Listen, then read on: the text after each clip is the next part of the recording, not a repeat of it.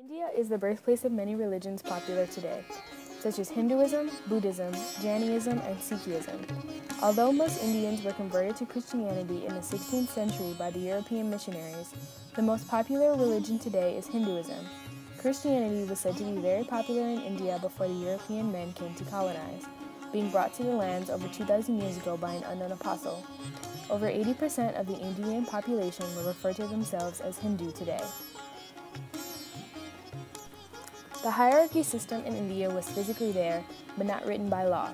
The idea of social mobility was popular, but in order for anyone to move up the social scale, an entire group, including yourself, adopted a more wealthy lifestyle. The hierarchy was based off of impurity versus purity. This was because rank is based off birth. For instance, being born into a family of wealth gave you a social boost. This type of purity hierarchy was very popular in South Asian scholarship and became a recurring problem of power. In the 18th century, the ideal man was one that participated in the traditional native activities, such as hookah smoking, living closely with their family, and having a local woman in their life.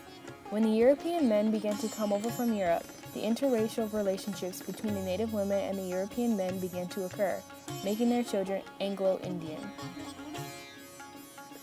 Before colonial rule, people lived in extended families. A son when married didn't move out of his parents' home. Instead, the wife moved in with the husband. She was expected to work for the husband and his family. They had very few rights and were expected to obey their father until married, and in the event that their husband died, they were expected to obey their father-in-law.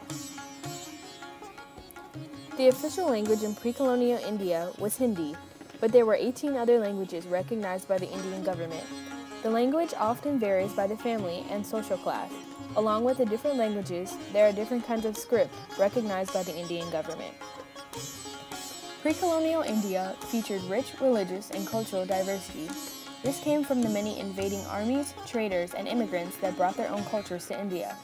In most regions of India, there was a strong sense of family and community, so each region had different cultural-based festivals and celebrations. This unique aspect created a wide range of cultures that could vary from village to village. The political system of India prior to colonization was a monarchy. Kings had sovereignty over a territory. They functioned as its protector, a role which involved both secular and religious power. The meaning and significance of kingship changed dramatically throughout India's history.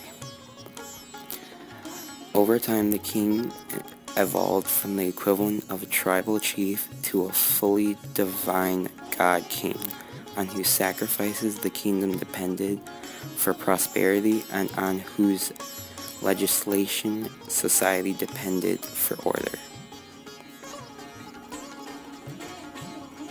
Before the arrival of the British, much of the population lived in villages and they maintained a predominantly agricultural economy. Farmers did not usually live on their land but went to the fields daily to work the land to provide food for the villages. Villagers were also able to pay their taxes with their produce. The men that came to colonize the lands of India were from Great Britain. Colonization. India produced textiles, crafts, and spices, which were exchanged with the Muslim traders. The main changes which the British made in Indian society were at the top. They replaced the wasteful warlord aristocracy by a bureaucratic military establishment, carefully designed by utilitarian technocrats, which was very efficient in maintaining law and order. As far as the mass of the population were concerned, colonial rule brought few significant changes.